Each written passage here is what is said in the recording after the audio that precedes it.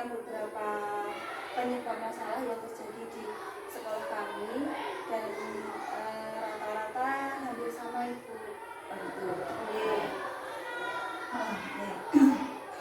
Untuk masalah yang ada di SD binaan saya, ini karena wilayahnya di binaan saya itu ya hampir sama semuanya. Untuk yang pertama, ini ketika guru mengadakan pembelajaran, ini kurangnya untuk persiapan untuk perangkatnya pembelajaran, dan juga untuk belum memaksimal tahu bagaimana kondisi anak ketika anak itu menjadi anak yang mengerti ketika itu. Oke Bu. Terus ini juga untuk pertanyaan pertama itu gini Bu, anak-anak itu motivasinya kok masih rendah, terus juga kalau belajar itu kurang semangat gitu loh Bu. Kira-kira apa ya penyebabnya? Ini untuk motivasi anak rendah dalam pembelajaran ketika berlangsung itu ada beberapa penyebab. Satu antaranya dari faktor internal anak, artinya ketika anak mau berangkat ke sekolah mungkin di rumah ada minta orang tuanya atau mungkin minta uang saku tidak diberi. Nah, mungkin ketika mau masuk dinakali oleh temannya. Yang dari faktor yang lain lagi mungkin dari faktor gurunya. Ketika anak belum siap untuk menerima pelajaran, belum siap untuk pembelajaran, ini guru kurang tanggap. Bagaimana saya strategi guru agar anak-anak bisa saya tarik satu fokus untuk siap dan senang menerima atau untuk belajar. Selanjutnya Ibu, ini anak-anak itu kalau mengikuti pembelajaran itu sering kesulitan kalau yang berhubungan dengan membaca, seperti misalnya anak-anak diminta untuk membaca lalu mengulang kembali isi bacaan dengan bahasa mereka sendiri, dengan pemahaman mereka sendiri, itu tidak bisa. Kemudian kalau yang hitung-hitung itu, yang numerasi juga gitu Bu, itu juga anak-anak sulit, apalagi kalau dari soal cerita itu sangat sulit memahaminya. Itu gimana ya? Nih, kalau untuk literasi baru itu hampir semua, tidak hanya di SD binaan, tapi hampir semua di setiap SD yang menjadi keluhan itu juga sama. Anak sekarang kan serba instan, dari arti serba cepat, tidak mau banyak untuk membaca sampai tuntas. Nah, ini kemudian strategi guru ini harus bisa mengadakan pembiasaan literasi untuk ketika mau pra pembelajaran. Itu pun juga harus ditindaklanjuti oleh guru. Artinya ketika mengadakan literasi pra pembelajaran, ini tindaklanjutnya harus seperti apa? Contoh, ketika anak kelas tinggi, kelas 5, 4, 5, 6 sebagai kelas tinggi, ada kegiatan untuk literasi membaca sebelum pembelajaran dan membaca. Nah, setelah itu guru harus bisa mengadakan tindak lanjut. Nah, misalnya kamu tadi membaca buku apa, isinya tentang apa, pendapatmu seperti itu harus ada ditulis di buku anak itu, sehingga anak punya motivasi untuk terus selalu ingin membaca. Dan besoknya ada lagi, pelajaran lagi.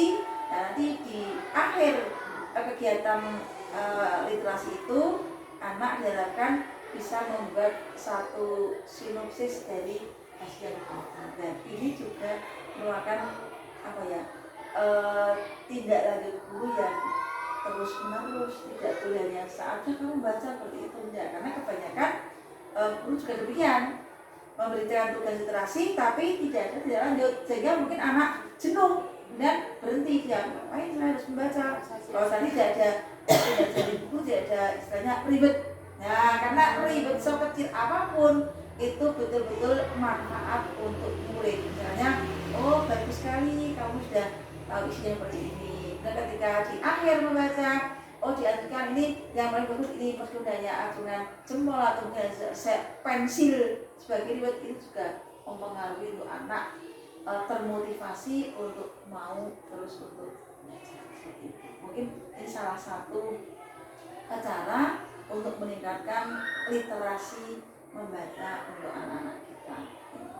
Nah itu tadi juga akan dengan yang numerasi otomatis ini, karena kan itu menerjemahkan dari kalimat menjadi sebuah satu istilahnya angka-angka seperti itu.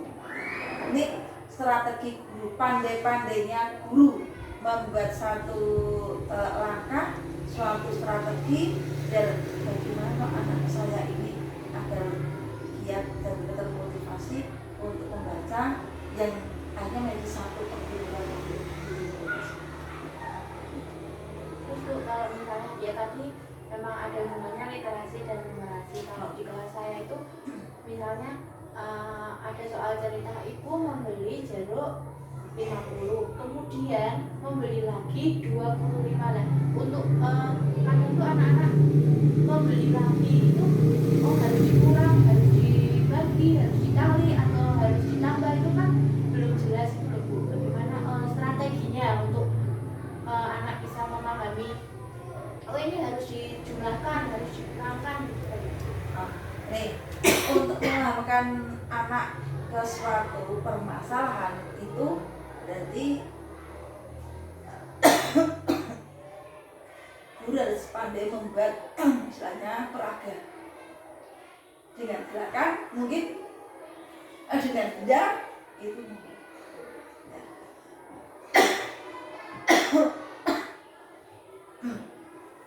Selain lagi ya, untuk bisa mengelola anak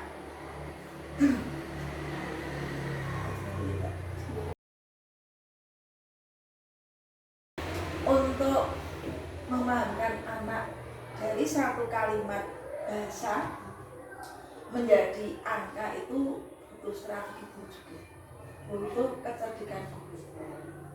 Artinya kita tidak mungkin melepaskan seperti itu, maka guru harus menggunakan suatu peragaan, bisa menggunakan peragaan dengan ucapannya guru, mungkin harus menggunakan benda atau alat, atau mungkin menggunakan satu contoh benda yang konkret, sehingga ini ibu membeli sudah sampai di rumah, ibu keluar lagi ke pasar lagi, ini beli lagi, seperti itu, sehingga anak betul-betul memahami bahasa yang tertulis dengan bahasa keadaan seperti itu.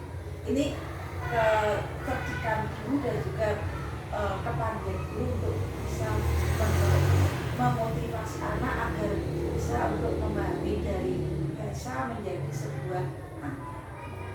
Menurut Ibu, faktor apa saja yang menjadi penyebab anak itu sulit untuk memahami materi atau pelajaran tentang matematika?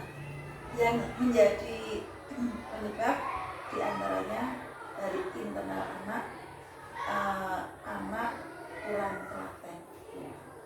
Ya, artinya karena yang namanya matematika itu kan tidak bisa di saat, kita harus telaten untuk membaca, memahami soal, berlatih ini. Yang kedua, ini dukungan dari pihak luar atau eksternalnya. Satu, dari teman belajar, selingkungannya. Kalau lingkungannya diajak untuk belajar, ini mereka mau dan juga untuk berlatih mau, berarti akan membantu.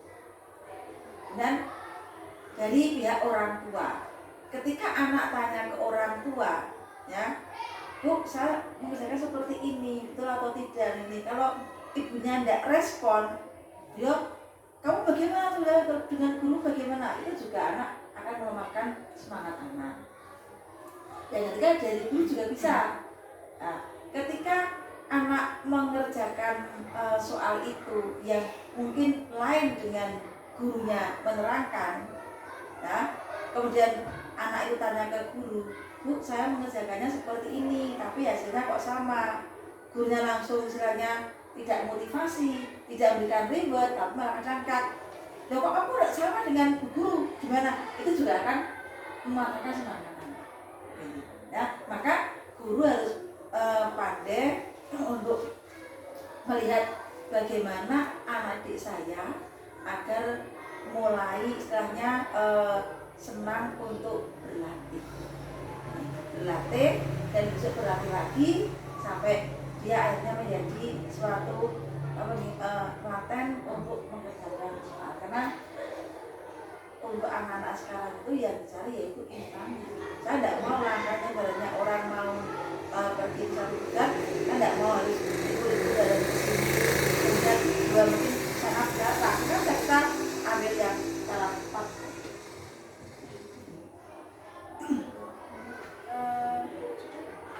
Selanjutnya ini Bu, hubungan antara guru sama orang tua atau wali murid itu kurang dan terbatas. Kadang itu di telepon nggak diangkat, di WA juga tidak dibaca, dan jika ada pengumuman di grup itu juga ya sama Bu, tidak ada respon. Itu gimana ya Bu? Nah, nih memang sekarang ini hubungan antara guru dengan orang tua siswa ini memang banyak kendala. Kendalanya satu dari pihak orang tua ini mungkin sibuk dengan pekerjaan. Mereka berangkat pagi-pagi, anak belum bangun, nanti pulang ketika anak sudah mulai tidur, sehingga anak akan ke neneknya atau mungkin budenya atau mungkin belinya. Dari faktor guru, nah, mungkin dia tidak paten pendekatan ke orang tua, ya ini karena tahunya guru kan orang tua itu mesti siap setiap saat ketika telepon akan menjawab kan seperti itu. Nah, ini maka untuk membangun hubungan baik orang tua dengan guru, nah lagi ini juga strategi dari guru masing-masing punya strategi, punya keunikan, punya cara bagaimana saya membangun suatu kekeluargaan dengan orang tua siswa. Entah ketika orang tua mengantar, kita dekati, kita ajak ngobrol. Nah, mungkin ketika diantar oleh pamannya ditanyakan kenapa kok tidak orang tuanya. Nah, ini juga strategi guru untuk mendekatkan guru kepada orang tua. Ini salah satu cara, dan yang lain juga masih banyak lagi.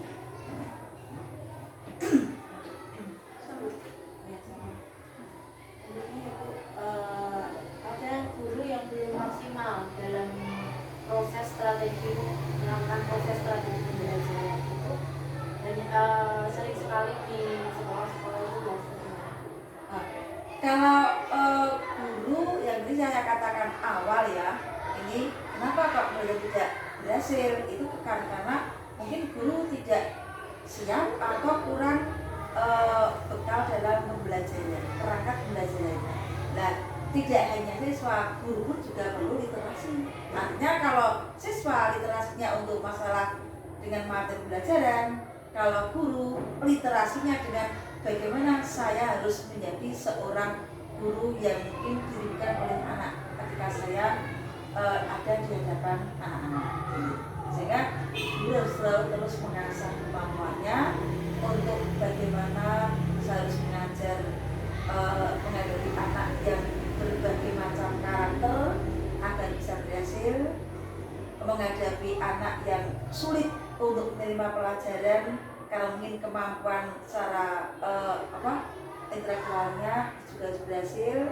Bagaimana saya harus memotivasi anak yang mungkin dengan kondisi yang berbeda-beda agar mereka fokus dan senang, akhirnya ketagihan untuk terus mempelajari. Maka yang menjadi kunci utama, guru juga butuh literasi untuk pembelajaran.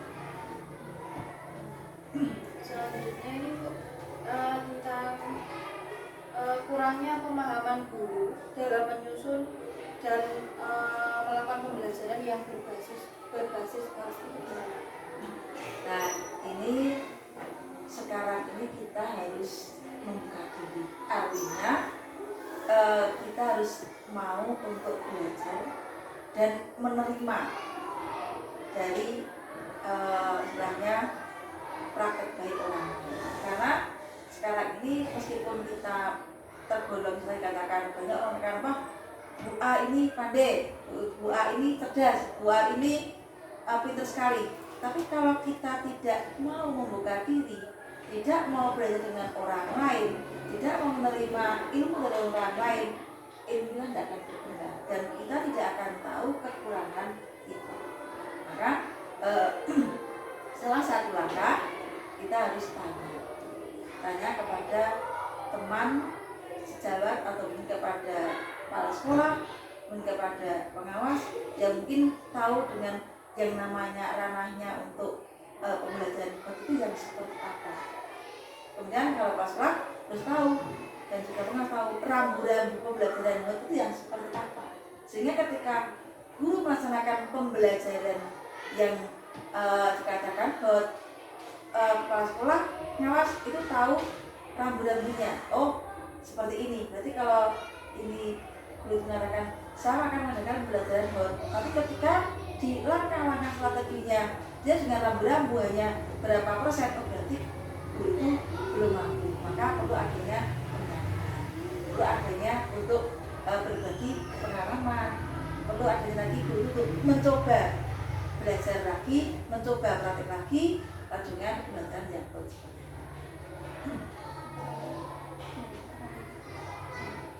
Iya terakhir itu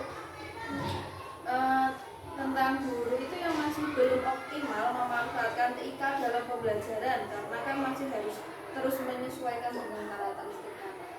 Jadi ada trial and error kalau dalam pembelajaran yang memasukkan TIK. Kalau sekarang ini nggak ya, mau tidak mau, ini guru kan harus mengikuti dengan perkembangan teknologi. Maka kita pun juga belajar bagaimana untuk setiap kali pembelajaran ini kita menggunakan IT atau mungkin yang berbasis IT atau istilahnya dengan literasi digital. Dan itu pun harus kita sampaikan kepada anak didik ini. Dan itu sekali lagi kita harus mau membuka diri, membuka mata, harus mau belajar. Meskipun pelan, ya karena kan tidak mungkin yang namanya kita istilahnya guru itu masih kan kita punya maunya tidak sama, guru dengan guru B dengan guru C. Nah, itu pun juga harus kita asah, harus kita latih, kita coba dan guru intinya harus mau belajar dan harus mau mencoba untuk literasi digital. Dan untuk istilahnya untuk tindakan kita, kalau kita sudah mau belajar, mau mencoba, kita berikan ke anak didik kita. Nah, maka kita harus punya satu teman untuk refleksi kita sendiri. Nah, tolong saya seperti ini, tolong saya dinilai bagaimana. Dengan tadi yang penting kita mau mencoba, tapi ketika kita praktek ada rambu-rambu yang harus menjadi acuan kita. Yang buat kita sendiri, ya, kita sendiri nanti ya, mana biar orang lain tolong. Ini saya mau praktek untuk digitalisasi dengan anak-anak dengan menggunakan kerupuk, dengan menggunakan kerupuk, saya menggunakan seperti ini rambu-rambunya tolong saya tidak biasa. Apa kekurangan saya? Ini dari catatan-catatan itu dan juga refleksi tidak hanya dari teman, mungkin dari siswanya. Bagaimana tadi kamu belajar? Ini untuk masukan kita sendiri, untuk membantu kita untuk bisa lebih meningkatkan itu. Ternyata saya kalau sudah berhasil, jangan puas, harus kita ulang kembali. Tadi berhasil, mungkin besok tidak berhasil kenapa? Mungkin satu, karena tidak siap, dan dua anak mungkin sudah. Nah, maka kita harus cari perilaku agar anak terus mau untuk belajar.